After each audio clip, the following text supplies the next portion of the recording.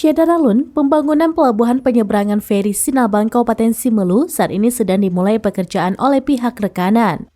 Kadis Perhubungan Simelu, Mulyawan Rohas mengatakan usulan daerah untuk pembangunan atau pelebaran dermaga kapal feri itu sejak 2021 lalu. Di mana saat itu jalur penyeberangan laut dari Simelu ke daratan Aceh ada penambahan kapal, yakni Aceh Hebat 1 dan Aceh Hebat 3. Dengan beroperasinya kapal feri tersebut mengakibatkan antrian kapal saat jadwal tiba secara bersamaan di Pelabuhan Sinabang.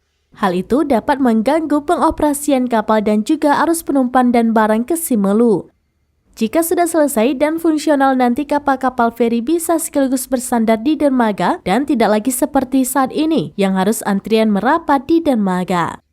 Dari Simelu, Sari Mulyasno, Serambi News.com.